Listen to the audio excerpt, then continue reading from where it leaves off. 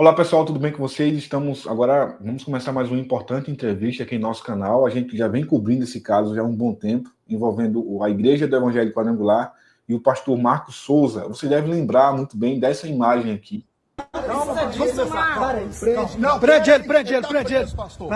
Preso, polícia. Você tá preso. Não, vai fazer esse prende ele. Peraí, moço, só procurei na grade. O senhor tá preso, viu? Não, dá licença aqui. Eu não fiz nada. Prende ele. Ninguém entra, não, hein? Não vai fazer preso.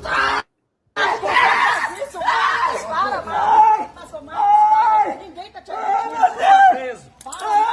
Gente, essa imagem muito forte. E pastor Marcos, seja bem-vindo, um prazer falar com o senhor. Lamento que a gente vai conversar depois de uma situação triste como essa.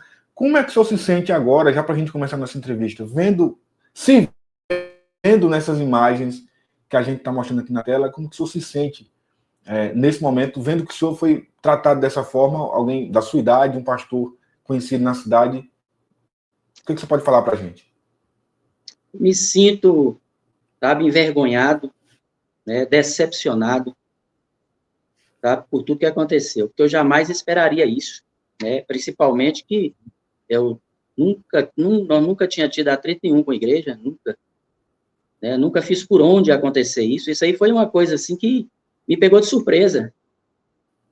Quando você faz alguma coisa que você mereça isso, embora não há nada isso no meio de cristão, né, você usar a força bruta contra um pastor da própria denominação, ainda que você tenha feito isso aí não poderia ter chegado a esse extremo. Hoje eu me sinto assim muito decepcionado com muitas coisas que eu acreditava e hoje eu não acredito mais. Sabe, Israel? Então, uma coisa que machucou e me machuca muito ainda quando eu vejo essa cena, sabe? Foi algo muito violento da parte da denominação, porque pela fidelidade que eu tive, vou fazer agora 25 anos de pastor titular, eu nunca fui infiel com a obra, nunca. Às vezes a pessoa pensa que era um pastor que dava problema, nunca fui fiel. Acerca das taxas mensais, acerca da ajuda para o crescimento da igreja. Eu fui coordenador regional de diácono por 3 anos, coordenador de ensino por 3 anos, eu fui presidente da comissão de relações ministeriais por 2 anos, a minha esposa foi coordenadora de adolescentes por alguns anos, ela foi coordenadora de mulheres por 4 anos, sabe? Eu fui professor do Instituto Teológico dessa denominação por 14 anos, sem cobrar nada, nem a gasolina para locomover até o local. Se nunca nós pegamos uma igreja, só para o senhor ver, nós pegamos uma igreja, eu nunca peguei uma igreja, sempre me dava congregação não, ponto de pregação, porque pelo estatuto da igreja, com 30 pessoas acima é congregação, sabe? Agora, eu pegava a igreja sempre assim, com 10 membros, 12 membros, nunca peguei com mais do que isso. Eu fui pastor em Bocaiúva, né? E eles me deram uma igreja lá com 12 membros, fui pastor em Coração de Jesus, tudo aqui no interior de Minas. Também tinha uns 12, ou tinha nem 15 membros. E a última que eu assumi foi essa no Planalto, onde deu essa confusão. Quando eu assumi essa igreja, ela já tinha 14 meses que não pagava relatório, tinha 2 meses de aluguel atrasado, tinha R$4.000 de dívida, e tinha 20 e poucas pessoas, 20 e poucas pessoas na igreja. E era a menor igreja que tinha aqui na região, era essa igreja, que ninguém queria. Aí eu vim para cá, através de uma visão de Deus, eu vim para cá, sabe? Aceitei tudo. Aí paguei as dívidas da igreja, da congregação, compramos o terreno de 450 metros, construímos uma igreja, e hoje aqui na cidade, a igreja tem 50 anos aqui na cidade, a denominação, e nos 50 anos, nenhum pastor que passou por aqui construiu a igreja que eu construí. Uma igreja com mais de 300 poltronas, só a grade, você viu que a grade é de inox, o piso da igreja é porcelanato, tem galeria, e tem o estacionamento próprio, também adquiri, que fica do outro lado da rua. Uhum. Então, isso aí, o tanto que eu trabalhava e que era fiel em tudo, participava de tudo, eu nunca imaginava que eu ia ser tratado desse jeito, não. Mas o que provocou essa situação? O que provocou isso, pastor? É isso aí que as pessoas deveriam fazer essa pergunta, ao invés de julgar, né? O que provocou isso? Geralmente a gente atém esse olfato, a gente atém só o fato. A gente não atém e não procura saber o que ocasionou uma situação dessa. Isso aí que é uma pergunta muito sábia, Israel, muito sábia, que se muitos me perguntassem, às vezes eles não comentariam tanto, falando que, não, eu estava querendo tomar. Como que eu estou querendo tomar uma igreja que eu falei com o senhor aí? Que a gente mesmo tinha a posse dela, e já tinha mais de 20 anos que a gente estava nela. Como que eu ia tomar? É engraçado, né? Mas isso começou, eu vou abrir aqui que eu vou falar a verdade. Não vou falar nada fora da verdade, que a Bíblia fala, né, que o diabo é o pai da mentira, sabe? Eu fui sempre um pastor de posição. O que é certo, e o que é errado. E você deve ser obediente à denominação, mas nunca ser rebelde contra Deus. A Bíblia Sagrada está acima de qualquer estatuto. Isso aí nós sabemos disso. Né? Paulo diz, ainda que um anjo viesse e pregasse um evangelho diferente, seja anátema. E Pedro falava, o importante é obedecer a Deus, do que a homens. Enquanto o homem estiver te dando instruções segundo a palavra de Deus, você obedece. Mas o dia que ele instruir a gente em algo que não é da vontade de Deus, eu não posso obedecer. A minha aliança primeira é com Deus, sabe? Então, há 2 anos atrás, isso começou há cerca de 2 anos atrás, que teve uma reunião. Teve uma reunião. E nessa reunião tinha coordenadores. Tinha um coordenador de mulheres, eu era coordenador de diácono, minha esposa coordenadora de mulheres. A raiz foi aí, aqui, nesse ponto aqui que eu estou falando, que foi a raiz de tudo isso que aconteceu aí. Aí estava coordenadores de casais, coordenador de homem, coordenador de missões. Então, os coordenadores da região estavam lá, junto com o superintendente. E tinha um coordenador de jovens. E aí, nessa reunião, foi citada, assim, uma pergunta. O superintendente fez uma pergunta. Falou assim, olha, o que tem atrapalhado o desenvolvimento de vocês desenvolver mais nas coordenadorias? Aí, cada um falou um ponto, né, e chegou para mim, eu falei, não, meu trabalho, graças a Deus, está indo bem. E outros falavam, não, os pastores, está dificultando, tal, aquele negócio de reunião. Aí, quando chegou no coordenador de jovens, o coordenador de jovens chegou para o superintendente e falou assim com ele, olha, o que está atrasando, o que está atrapalhando, é exatamente os pastores dessa região. Os pastores estão atrasando isso. Porque, inclusive, tem um pastor que o membro da igreja dele é negro. E ele disse que eu estou com coisinha com esse membro da igreja dele, que é o presidente jovem. Com coisa que eu ando gostando de negro, nem de preto eu ando gostando. Isso falou na reunião. Eu me senti ofendido, porque a pessoa que estava lá, de pele escura, era eu. E eu, como pastor titular, eu olhei, esperei ninguém falou nada, continuou a discussão, eu queria uma retratação. Aí não me deram retratação, não falaram nada comigo. Aí quando chegou na época da política, agora no ano passado, eles lançaram essa pessoa como candidato.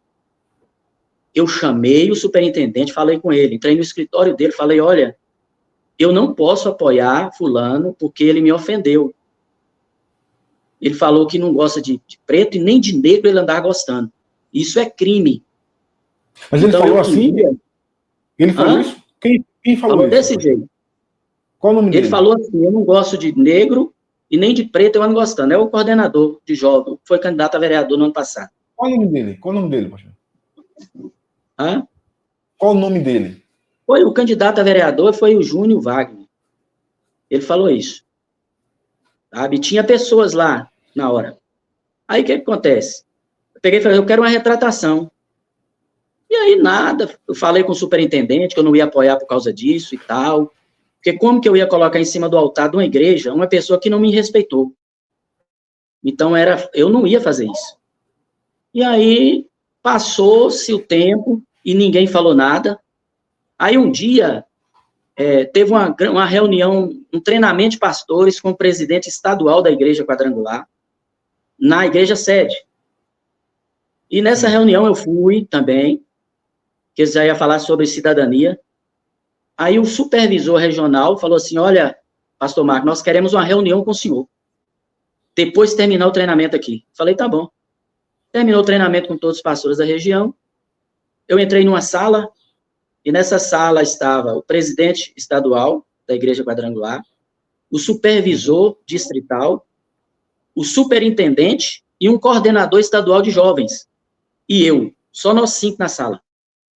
Aí ele foi e me inquiriu por que eu não estava apoiando lá o rapaz. Eu fui e falei com ele assim, ele falou que talvez a pessoa estava fazendo minha cabeça. Eu falei, moço, ninguém faz minha cabeça, eu tenho opinião própria. E o caso meu é sério. Eu quero uma retratação. Eu sofri ofensa racial. Isso é crime. Então, eu queria que chegasse, que a pessoa que fez isso, e se retratasse comigo. Até hoje, nada. Aí o presidente estadual não sabia de nada. Falou comigo, como é que foi isso, Marco? Eu peguei e falei para ele, olha, numa reunião, ele chegou e falou que não gostava de negro, nem de preto ele andava gostando. Entendeu? Me ofendeu.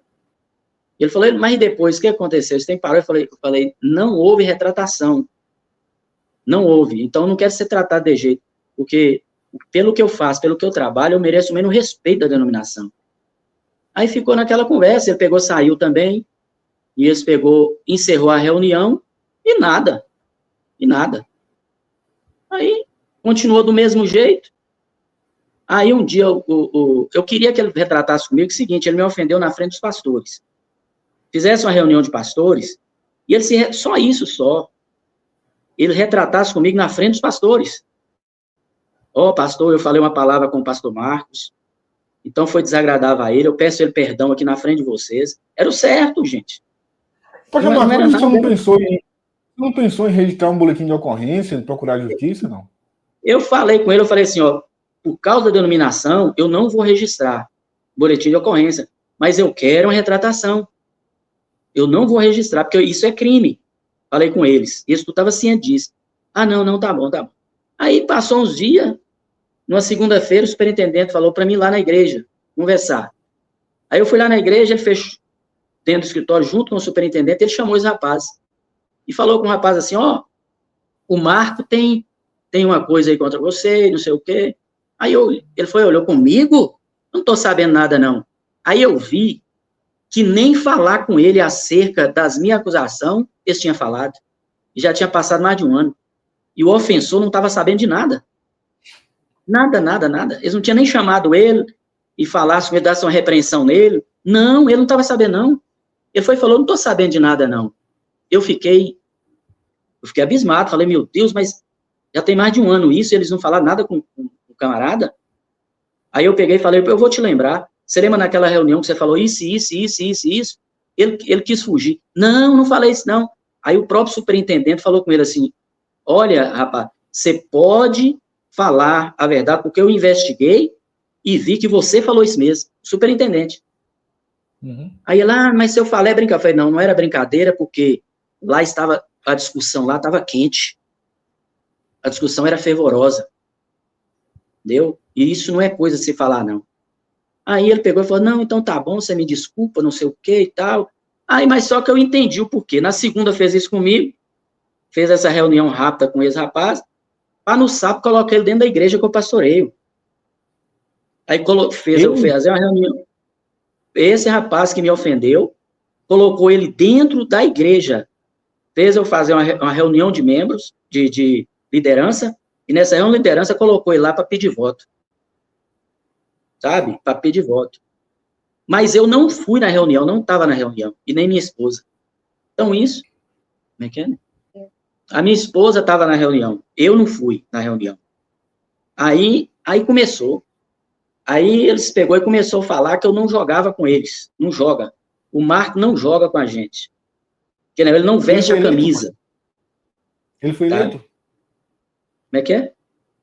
Ele foi eleito? Não, o pior foi isso, né? Que não foi eleito, ele foi o candidato de todo, nesses 50 anos que obteve o menor número de votos.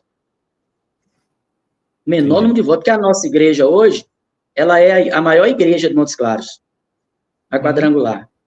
Você vê que era uma igreja pequena, endividada, hoje é a maior igreja. Tem 2 vezes mais membros que a igreja sede.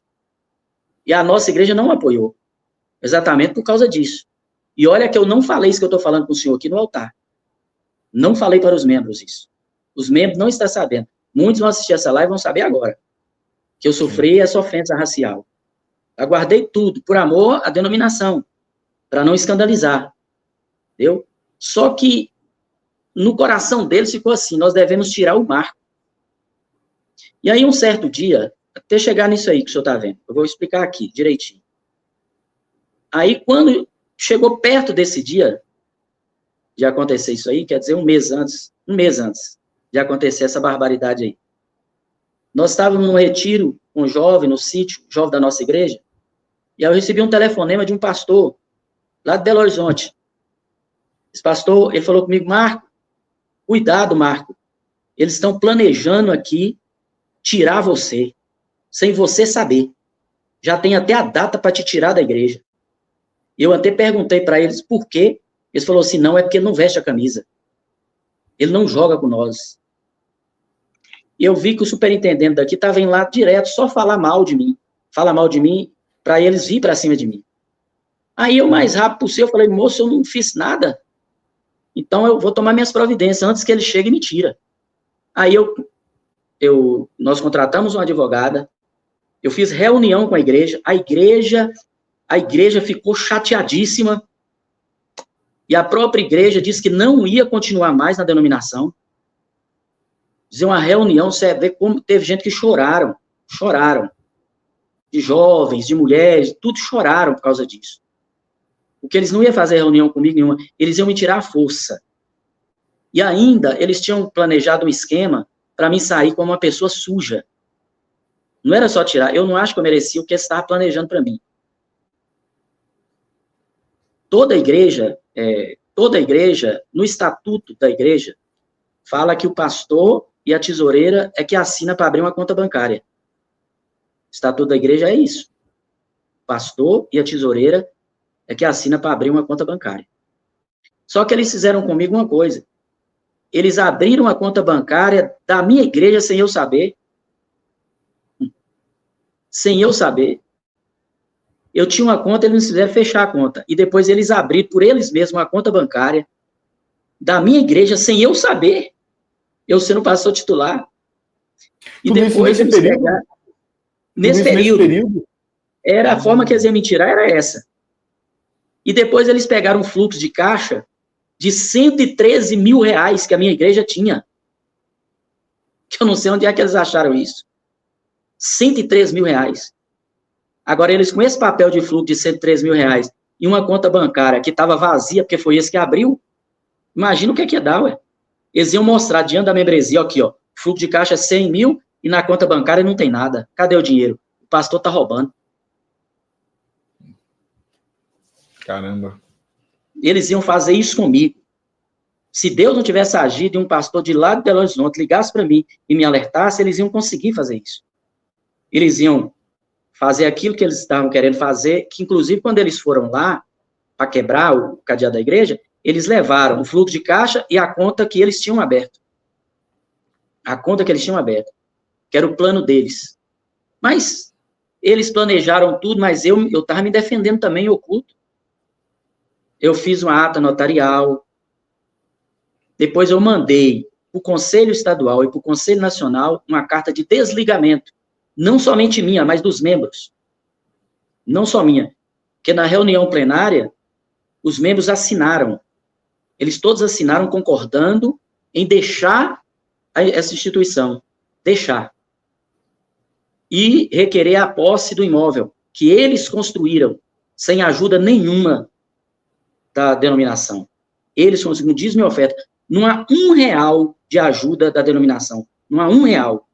Pelo contrário, nesses 20 anos, nós pagamos cerca de mais de 500 mil de taxas para eles. E nunca recebemos retorno de nada. Aí os membros requereram isso.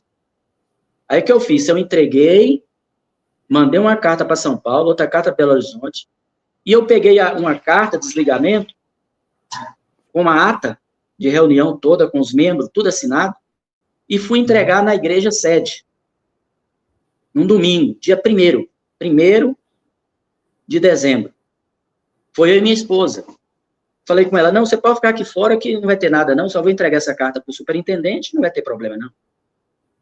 Aí eu entrei no escritório dele, ele estava lá, ele e a esposa dele.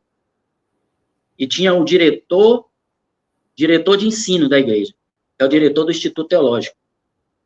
Aí eu peguei a carta, ele falou, senta aí, Marco. Eu falei, não vou sentar não, porque minha vinda aqui é rápida. Eu vim aqui só trazer para o senhor a minha carta de desligamento, minha e da igreja. Aí ele levantou de uma vez, estava sentado, e falou comigo assim, você não vai entregar essa carta para mim aqui. Você vai me entregar no altar da sua igreja, me passando a igreja e toda a membresia. Eu não aceito você entregar essa carta aqui. Você vai me entregar lá, agora. Eu fui e falei com ele, ô filhão. Quando eu falei, ô filhão, ele virou para mim e falou, sou seu filho, não, você me respeita. Você me respeita. Aí eu falei, eu te chamo de filhão, de que eu quiser, ué. Você vai me bater? Eu vim aqui entregar a carta. Eu falei, mas você não vai entregar a carta aqui, não. Aí eu peguei e fui virando. Quando eu virei, ele veio atrás de mim, dentro do escritório, fechou a porta. Aí ficou eu fechado, trancado dentro do escritório. Eu, o superintendente, a esposa do superintendente e o diretor de ensino. Nós 4. Aí a esposa dele pegou a carta que estava no envelope, daqueles envelopes pardo, grande, e foi enfiando a carta em mim, falando, você vai levar essa carta, você vai levar essa carta, você vai levar essa carta agora, essa carta não vai ficar aqui não. Ela fazendo isso comigo. Aí eu virei, dei um tapa na carta. Como é que é? Qual o nome dela? Como é que é, Israel? O nome dela é Thaís. E qual o nome desse que disse que o senhor não ia aqui? E qual o nome desse que disse que o senhor ia ter que entregar no altar da igreja? É o superintendente daqui de Montes Claros, é Paulo Silveira. Paulo Silveira. Certo. Então, assim, quando eu dei um tapa assim na carta, a carta caiu. Aí ela saiu gritando para lá, ela foi e ligou o celular dela no gravador de voz e saiu gritando, ele me bateu, olha, ele me agrediu, desse jeito, e gravando.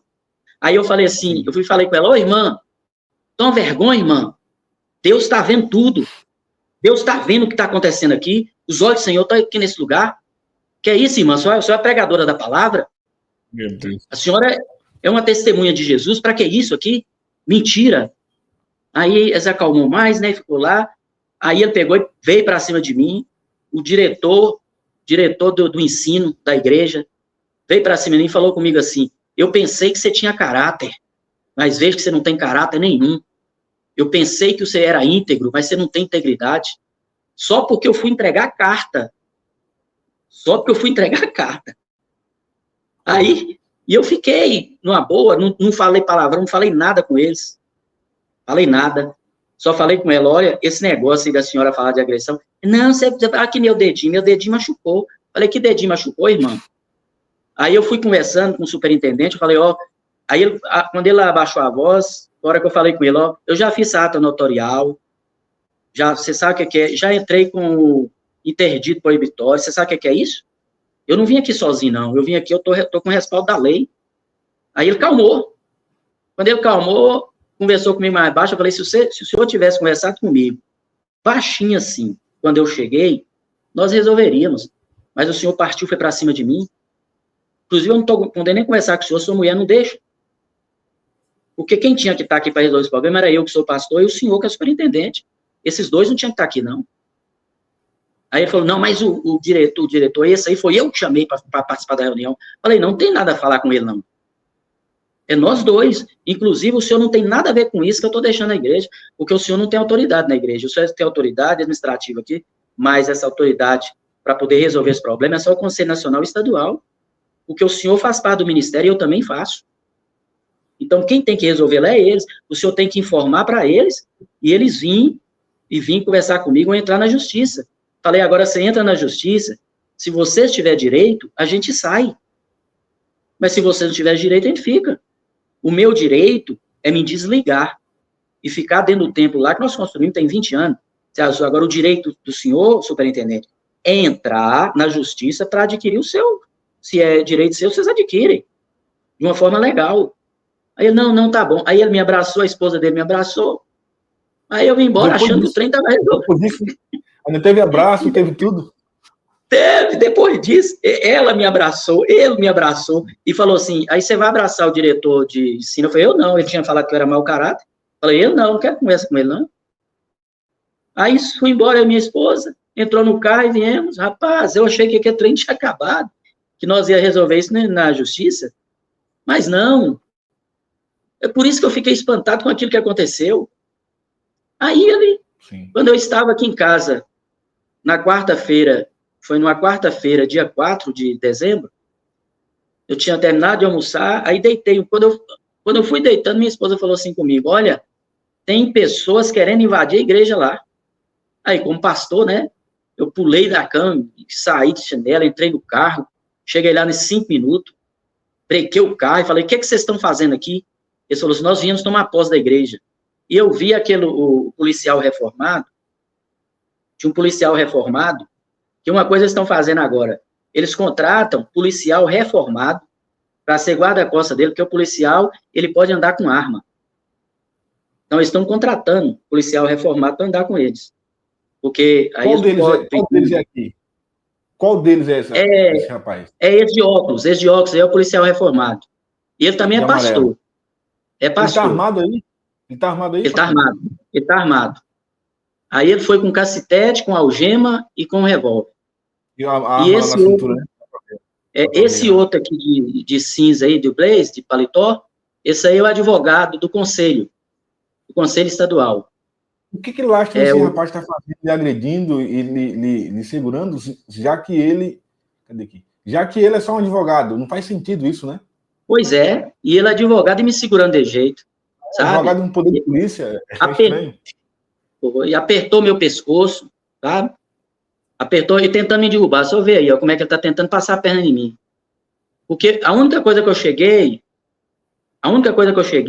quando eu fui chegando, eu vi o policial quebrando a grade, ele batendo com ferro na grade para quebrar. Sim. Aí eu não aguentei, não, eu corri, falei, vocês estão fazendo o quê aqui? Ele falou assim, nós vamos tomar posse da igreja. Eu falei, dessa aqui vocês não tomam, não. E eu fui lá e abracei a grade. Eu abracei a grade, o encontro assim da grade, eles não abrir. Aí ele foi tentando me tirar, e não estava conseguindo.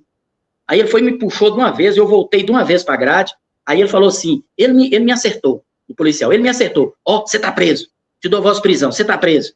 Eu falei, preso porque eu não tô cometendo nada. Ele falou, você me agrediu. Veja, arrumando a justificativa. Aí a Thaís, mais o Paulo, que são o superintendente e a esposa dele, falou assim, algema ele, prende ele. Parece que ele estava tratando com outra pessoa, não com um pastor que era da denominação. Hã? Essa mesma Thaís que estava lá na sala. Essa mesma Thaís que estava lá na sala, que fingiu que eu tinha dado um negócio dela e gravou para falar para todo mundo que eu tinha agredido.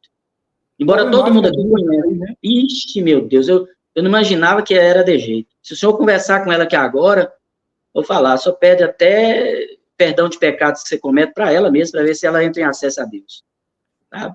Aí, eu peguei, ele tentou colocar o algema em mim, eu falei, algema, irmão Israel, eu tenho 57 anos, né? Agora nasceu meu terceiro neto.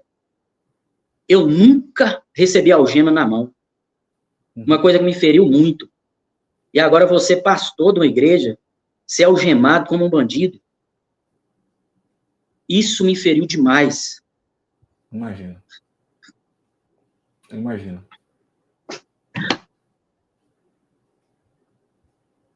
Sabe?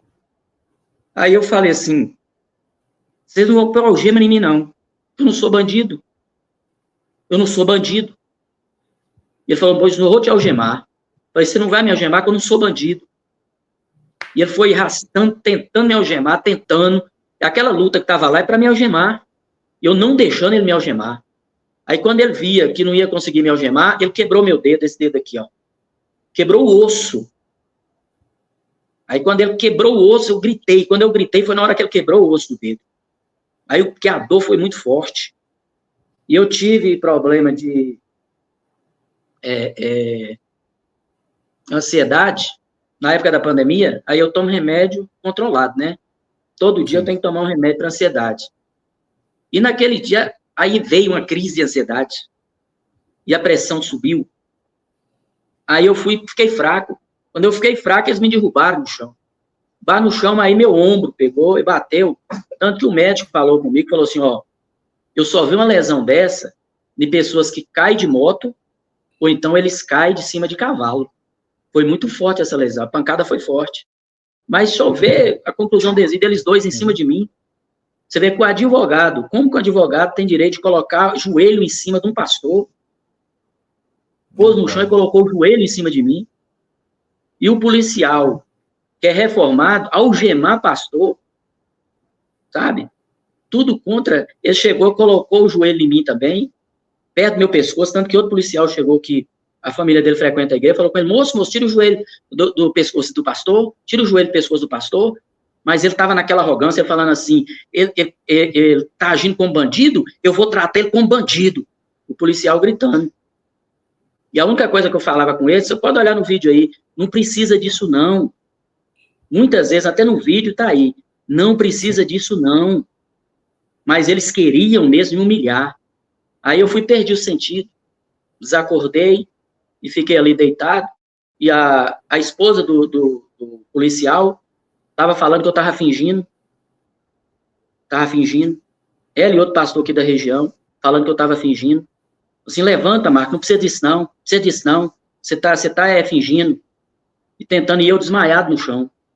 Aí depois que foi chegando os membros da igreja, que minha esposa, na hora ela chegou, e minha esposa agiu com muita sabedoria, quando ela foi chegando, ela colocou no Instagram ao vivo, falou, gente, nós estamos aqui ao vivo, volta nossa igreja, olha o que está fazendo com meu esposo, que é pastor, aqui está os representantes da Quadrangular, e filmou tudo ao vivo, filmou tudo. Aí, eles pegou e começou a ficar, o policial me largou lá no chão, eu desmaiado, e ficou rodando, ameaçando os membros da igreja com um cacetete. Um cacetete, ele ficou passando de um lado para o outro, ameaçando os membros da igreja. Então, foi uma zona de guerra. E logo, enquanto eu estava desmaiado, esse que é advogado, pegou minha chave, a chave da minha casa, que até hoje ele não devolveu. Pegou a chave do portão da minha casa e da porta de entrada. Ele pensou que ia abrir a igreja, e tentou abrir a igreja lá, com a chave da minha casa. Aí, como viu que não era, ele pegou a chave e levou. Eu não sei nem o que ele está fazendo com essa chave para lá. Sabe? Aí eu fui, chegou, o pessoal da igreja chegou, quando o pessoal da igreja chegou, eles ficaram intimidados. Aí chegou bastante viatura da polícia, tá? Muitas viaturas da polícia. E eles ainda queriam tomar posse, eles estavam lá para tomar posse, sabe com o que, Israel? Eles estavam lá com o xerox de uma nomeação tirada em 30 minutos. E eu tinha posse de 20 anos. E eles mentindo, falando que tinha a posse, que eles tinham os documentos. E os documentos todos da igreja estão comigo. Eles não tinham nada. E ele falando lá que tinha aí o policial que estava chefiando lá a patrulhamento, olhou lá e viu que eles não tinham nada, mandou ele sair, falou, a posse é dele. Aí deu o uso da posse, e eles pegaram e foram embora. Mas eu fui conduzido para o hospital, eu fiquei no hospital até às 18h45, 18h50. Não deu nada com relação à polícia em relação aos dois? Que lhe agrediram, não, que lhe espancaram? Que lhe essas imagens aí que o senhor está passando, ninguém estava sabendo, não. Porque eu cheguei lá sozinho, essa imagem ninguém estava sabendo, não. A polícia não gravou, informação. Não, eles não tinham informação sobre isso, não. Que quando chegaram todo mundo, até os membros da igreja, eu já estava no chão. Se os membros tivessem visto isso aí, pastor, ia acontecer uma tragédia. Imagina. Ia acontecer uma tragédia. Os membros não viram isso aí, não. Aquele de azul lá é o superintendente. No fundo lá. Sim. Então, tinha acontecido uma tragédia. Quando os membros chegaram, eu estava deitado no chão, já desacordado. Isso aí eu estava sozinho com eles. Eu cheguei primeiro, que eu fui rápido. Esse é o superintendente que fica só olhando o senhor lá sendo espancado. Só olhando. Esse é o superintendente. Olha como é que ele ficou lá. Olhando e mandando me prender. Prende ele. Toda hora ele falava. Essa aí, ó, é pastora titular, essa de azul, de verde aí. Ela falava, não, Marco, não precisa fazer isso não, senão vai ser pior. Ela falava, deixa jeito comigo. Ela é esposa do policial. Ela é pastora titular aqui na região. É pastora Aline. Essa aqui é a esposa do pastor Edmilson. Aquele que tá com essa camisa lá, minha amarela terra. Esse lá é o policial reformado, é o pastor Edmilson, é o pastor auxiliar dela, e é marido dela. Entendi. Aí, ele é auxiliar, ela tá mostrando, né? Entendi. Aí ela já estava ali falando, para com isso, para de resistir. Mas eu já estava aqui, ó, todo machucado, você vê como é que eu estou encolhido? Sim. Já estava com o ombro machucado, o ombro lesionado, o dedo quebrado, e eu gritava de dor. E mesmo assim, ó lá, ele puxou meu braço debaixo do meu corpo e colocou a algema em mim, me algemou ainda. Esse policial lá. Uhum. Me algemou. Com a ajuda Então, do advogado. E ele e o advogado. Ele e o advogado fizeram isso. A OAB foi informada disso? A OAB foi informada disso já? Eu creio que tenha sido, que um advogado disse que ele tinha entrado na OAB contra ele. Porque ele não podia fazer isso. Sim, sim. Aí, e eu fui, e esse policial aí, ele me deu voz de prisão. Aí os policiais chegaram lá e falaram assim, me levaram para o hospital. Eu fiquei no hospital até 18h45, eles falaram assim comigo, pastor, nós vamos ter que deter o senhor, porque foi dado voz de prisão e tem que ser cumprida. Eu falei, não tem problema não. Aí eles me colocou e me levou lá para a delegacia, e eu fiquei numa cela lá, de 7 horas da noite até a 1h20 da manhã, preso. Fiquei preso até 1h20 da manhã. Aí eu fiquei lá e pegou e você olhava pro braço, falava, meu Deus, eu não fiz nada para estar aqui, sabe? Aí depois que 1h20 da manhã, a advogada foi lá, e o delegado chegou, e eles me liberou, e quando eu cheguei na igreja, era 2 horas da manhã, aí estavam os membros todos, que não foram embora, ficar lá fora me esperando. E aí eles bateram palma quando eu desci do carro, sabe? A comunidade aqui, o bairro, tá tudo revoltado com a situação, eles não querem mais essa denominação aqui. Não querem mais essa denominação aqui. Sabe? Aí nós estamos olhando o que vai dar, viu, pastor? O que vai dar, mas... Isael, chamo de pastor sempre que o senhor luta pelas causas. Não. Tem sido apoio de muitos pastores, você tem sido, e chamar de senhor também, que o senhor não tem nem barba branca igual eu. Então, falar senhor, então você tem dado muito apoio a gente nisso aí, porque simplesmente tudo aconteceu porque eu não quis me curvar diante do que eles mandam. Então, se você é um pastor e que você está na dominação, se eles mandam pedir X de oferta, você tem que pedir. Se eles falam que o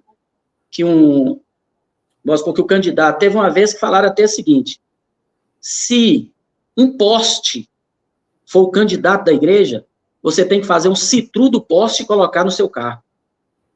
Olha o lema. Você é obrigado.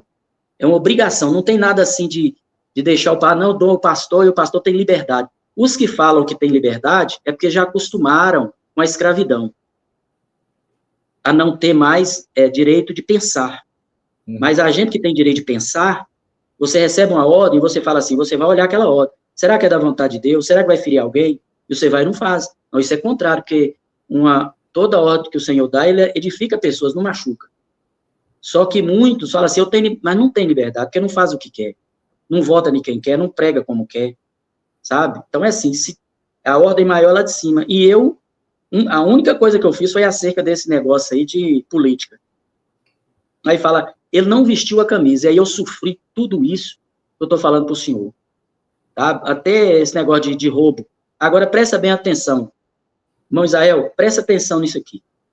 Como que eles sabiam que eu não tinha os 113 mil de fluxo na minha mão? Se eles não...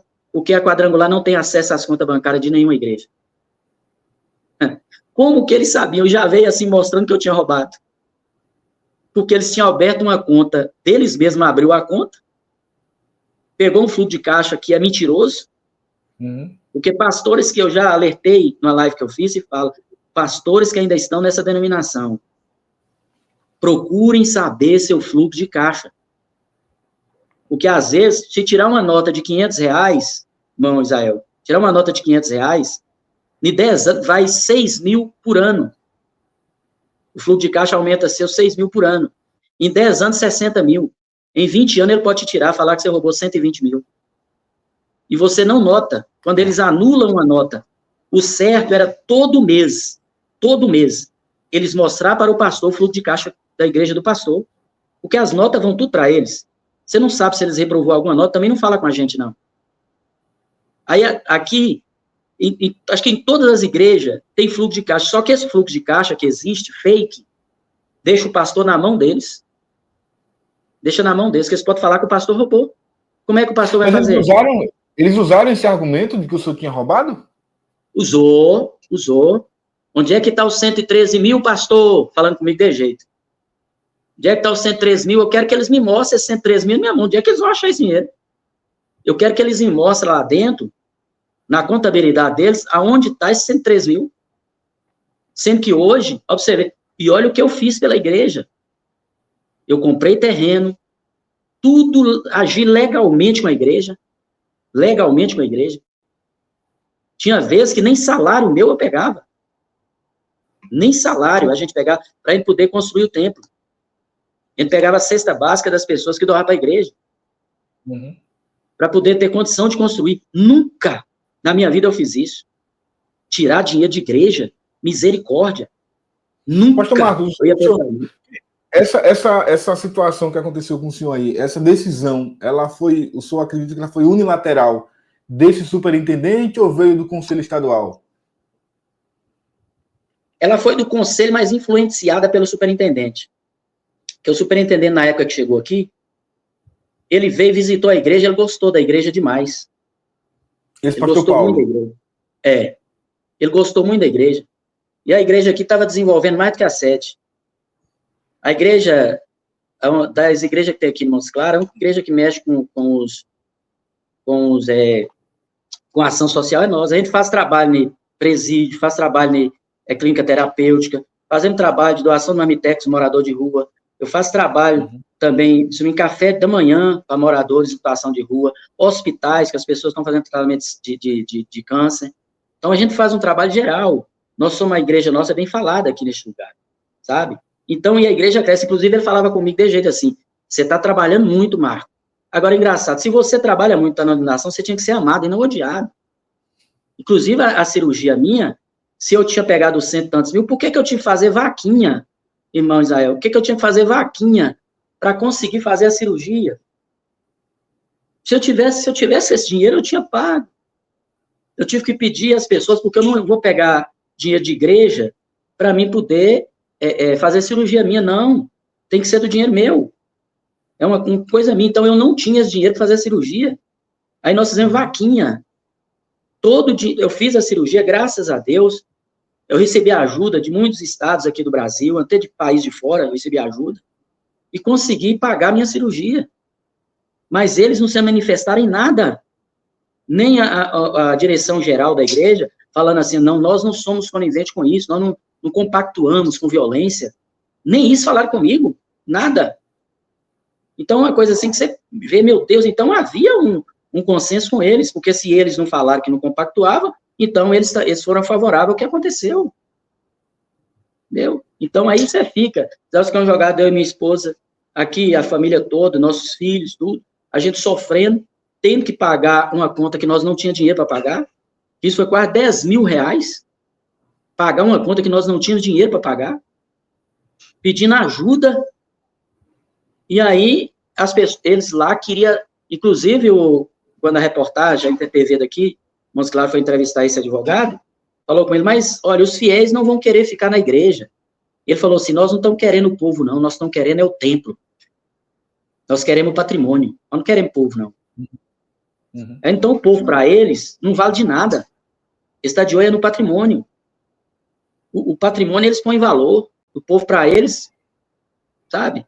Então, uma coisa assim que, se você não lutar contra isso, se a gente não tiver uma voz, ou tiver coragem para partir para cima disso aí, eles vão acabar. Inclusive, quantos pastores estão acabando? Tem pastores que, depois que aconteceu isso comigo, entrou em contato comigo. Eles fizeram a mesma coisa com eles, só que eles só conseguiram contra eles. Teve uma igreja que eles saltaram o muro, trocou a fechadura, trocou tudo, colocou cadeado novo, e quando o pastor chegou lá, não pôde fazer o culto, porque a chave não entrou. Aí quando ele chegou, eles colocou lá outro pastor no lugar dele, expulsou ele da igreja, assim, sem reunião, sem nada. Por que não fez uma reunião comigo antes? Não fez reunião comigo, com coisa que eu fosse, assim, uma pessoa ruim, sendo que eu sou produtivo. Como que você pega e ataca alguém produtivo? É porque a pessoa não está vestindo sua roupa. E eu não vou vestir uma roupa dessa, não, de corrupção, de violência. Eu não vou vestir, não. Eu não vou compactuar, eu estou dentro da denominação, mas eu sempre serei servo de Deus. Uhum. Se há alguma coisa que é contra a vontade de Deus, eu não vou obedecer. Eu vou perder minha salvação, gente? Por causa de homens? Não vou não, Israel. Vou fazer isso não, sabe? Hoje, se eu me arrependo, eu passaria pela mesma coisa. Poderia me quebrar de novo, mas eu não deixaria ele se apropriar de coisa que pertence aos membros. Eu lembro que os membros fizeram barraquinha, venderam coxinha, venderam salgado para comprar aquilo, e agora eles queriam colocar eu e os membros tudo para fora e tomar conta do prédio. E como é que está a igreja agora, pastor? Aí, falar a verdade, depois disso a igreja cresceu. Tá? A igreja hoje está maior ainda. Está maior. A igreja cresceu. Teve mais adesão à igreja, sabe? Ao contrário, e lá e as outras igrejas que apoiaram ele, tudo esvaziaram. Né? No domingo aqui, nós fizemos culto num domingo com quase 400 pessoas. E na sede tinha 30. Só para você ver. Aí você fala assim... Algum desses que participaram desse movimento todo, que articularam, depois que tudo aconteceu, lhe procuraram? Alguém pediu desculpa? Alguém se desculpou com o senhor? Não, nunca. Nunca, nem. Pelo contrário, eu saí, e quando eu saí, cerca de 12 ou 13 igrejas saíram junto comigo. Viu o que tinha feito comigo, e eles se revoltaram e saiu umas 12, de uma vez. Sim. E os outros que ficaram em denominação foram proibidos de entrar em contato comigo. Não entra em contato comigo. Porque se entrar em contato comigo, eu vou falar a verdade.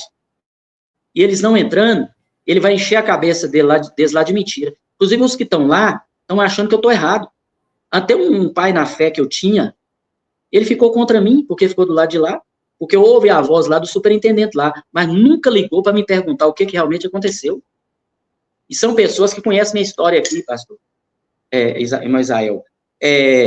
Na cidade, procura meu nome, eu nunca fiz nada, nunca causei escândalo, nunca fiz nada contra o ministério, tanto que eles devem ter procurado lá alguma coisa que eu fiz contra o ministério, faltar numa convenção, deixar de entregar relatório, e como não viu, falou assim, nós temos que tomar na marra, porque ele não tem nada contra ele.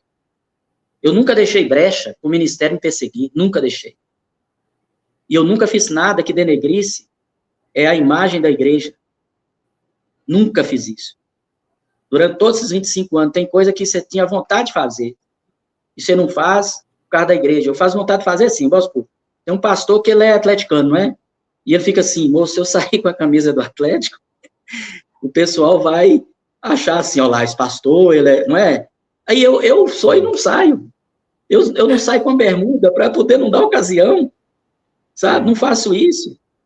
Só para poder, para proteger a igreja, porque geralmente os olhares estão todos sobre o pastor. E contra eles, lá tudo eu fiz. Teve um pastor que ele já faleceu, Deus já levou ele, o pastor Antônio Dias, que era uma referência aqui em Montes Claros. Ele falava assim, Marco, tudo que eles pedir para fazer, você faz. Não dê brecha para eles, não. Tudo tiver dentro do estatuto, você faz. Tudo tiver dentro do estatuto. Agora, fora do estatuto, você não tem nada com isso, não. Aí, tudo que é estatutário, eu cumpri tudo. Que eles me mostrem alguma coisa fora do estatuto. Nunca fiz nada contra o estatuto. Poderia vir contra mim como exclusão, né? Mas não, eu ia ser excluído por uma mentira, falar que eu tinha roubado a igreja. E sendo que a maior taxa da região quem paga somos nós, né? Pagávamos, e o maior número de membros é da nossa igreja. Então, sinceramente, foi mais assim, tipo, sei lá, o superintendente chegou, tem 10 meses que ele tinha chegado, ele olhou para a igreja e gostou da igreja e queria a igreja. E eu me oferecia para ele, falava, ele queria a igreja para ele, para colocar alguém dele. Ele viu a igreja e falou assim, Marco não pode ficar aqui, mas como que eu vou tirar Marco? Aí ele subia no Belo Horizonte e falava que eu era rebelde. E sendo que sempre eu ia no escritório dele e falava, pastor, estou à sua disposição. O que o senhor precisar de mim, da minha esposa, da minha família, nós estamos à sua disposição. Se o senhor quiser abrir igreja, falei com ele, se o senhor quiser abrir igreja, nós abrimos junto. Vamos crescer. Eu sempre falava isso com ele, só que ele não queria minha ajuda, ele queria a minha igreja. Tá? E aí veio esse trem para mim aí, que eles acreditam mais lá, em uma parte, né, que até na Bíblia fala que você não pode aceitar acusação contra uma pessoa, a não ser com 3 testemunhas. A minha aceitou sem ninguém testemunhar nada. Só pela boca de uma pessoa que faz parte. Aqui é o seguinte, aceita-se a acusação de uma pessoa somente, se essa pessoa fizer parte do sistema. Se eu faço parte do sistema, a minha palavra é aceita. Então, quer dizer, uma pessoa que é do sistema, falar mal de uma pessoa que é contra o sistema, eu vou sofrer as consequências. Qualquer mentira que falar, eles vão aceitar. Então, hoje eu sofro o negócio da mentira. A mentira. A mentira que eu espanquei mulher, a mentira que eu roubei dinheiro, nada, mas ninguém tem prova, nada para isso.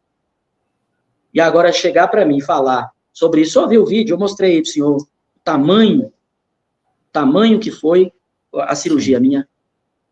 E falaram que não, que eu estava me fazendo de vítima, que nada aconteceu comigo, não. É isso que fala nas reuniões, é por isso que não quer que os pastores entrem em contato comigo, para não saber a verdade, que a Bíblia fala, né? Conhecereis a verdade, e a verdade os libertará. Pastor Marcos, o que vai acontecer daqui para frente, então? Está na justiça? O senhor continua na igreja? Daqui para frente é só mesmo a justiça. Eu estou na igreja normalmente. Estou na igreja cultuando normalmente.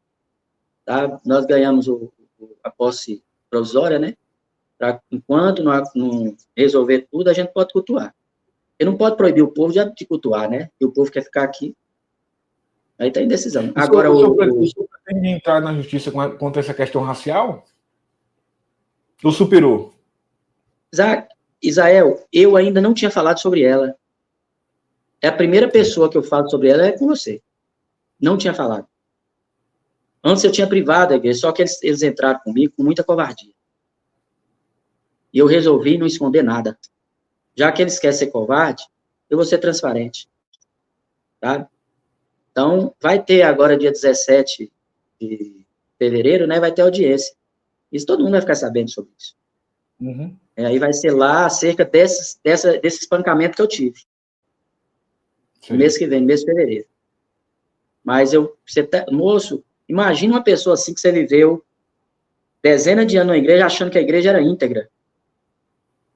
E você jamais imaginaria que um dia essa própria igreja te espancar e mentir contra você, tentar acabar com a sua vida e com a sua família, porque é isso que eles queriam. Se me colocasse como ladrão, ia acabar com a minha vida, com a vida da minha família. Como é que meu filho ia ficar?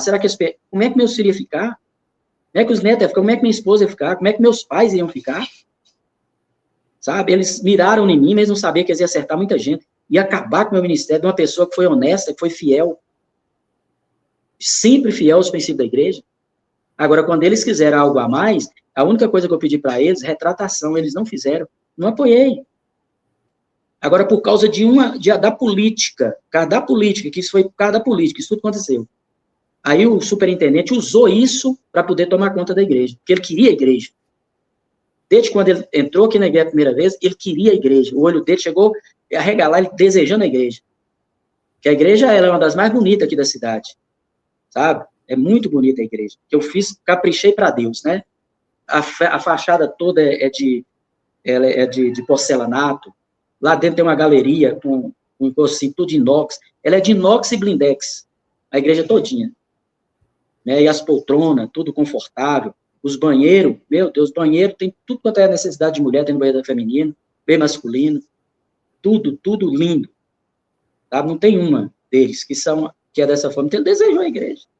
Então, para derrubar um e assumir, não importa se esse camarada vai suicidar depois, se a vida dele vai ser destruída, se a família vai sofrer, o que importa é se eles vão conseguir alcançar seu intento. Isso é decepcionante. Mas não deixe passar em branco essa questão racial, não, que isso é grave também, né? Isso é grave. Isso é grave. Não deixe passar em branco, não. Pastor Marcos, foi um prazer conversar com o senhor e eu torço para que tudo termine bem, que a sua igreja continue prosperando desse jeito. Inimigos a gente vai sempre ter, faz parte, né? Pessoas que querem ter o que a gente tem, infelizmente é natural. Mas eu torço para que o senhor se recupere rápido desse seu problema de saúde aí, tá usando uma tipóia no braço, e que a justiça seja feita, que isso não passe em branco. A sua agressão, a questão do racismo e o que a sua família passou, isso precisa ser reparado, né? Nada vai apagar, eu sei que nada vai apagar, mas precisa que alguém seja punido por isso. Isso. Se não houver punição, vai fazer com outros, e com outros. E pastores vão sofrer, porque geralmente quando a pessoa vê isso, a pessoa fica do lado da instituição e contra o pastor. Uhum. É o pastor que quer tomar a igreja, mas não sabe o que está por trás. Por isso que eu quis fazer essa live com você, Israel, para muitos saber o que está acontecendo na realidade, o motivo de tudo. Para não achar que eu sou, sabe? Não, ele que quis, ele era um rebelde, nunca fui. E não queria tomar a igreja. A igreja já estava na posse dos membros. Que eu acho o seguinte, para mim, pensamento meu, a igreja, ela não pertence nem ao pastor e nem à instituição. A igreja pertence aos membros. Quem compra o terreno é os membros, quem constrói a igreja é os membros, quem paga salário do pastor é os membros, quem paga água é membro, quem paga luz é membro, tudo é o membro que faz. Agora, os membros têm que aceitar qualquer pastor em cima do altar. Ou então, se quiser, vai embora. Não, quem tinha que tirar é o pastor que está lá em cima do altar. Isso. Porque uma maior autoridade da igreja para mim é a membresia. Uma igreja sem membresia, ela não funciona. Então, haja assim como eu sou dono. Não, instituição nenhuma é dona de igreja. Dona da igreja é os membros. Os membros são donos. Então, eles têm que exigir, sim, uma palavra bem pregada, um louvor bem feito. Porque eles estão pagando por isso, gente. Estão pagando. Eles têm que ter conforto. Eles têm que saber para onde é que vai o dinheiro deles. Só que hoje esse aí não existe mais. Membro fica. Ah, se você não gostou, você pode ir embora. É difícil, né? Então, na minha visão, é essa. Então, obrigado, pastor Marco. Deus abençoe. Um abraço na sua família. Estou à disposição. Obrigado, Jael. Estou à disposição, viu? Um abraço para você.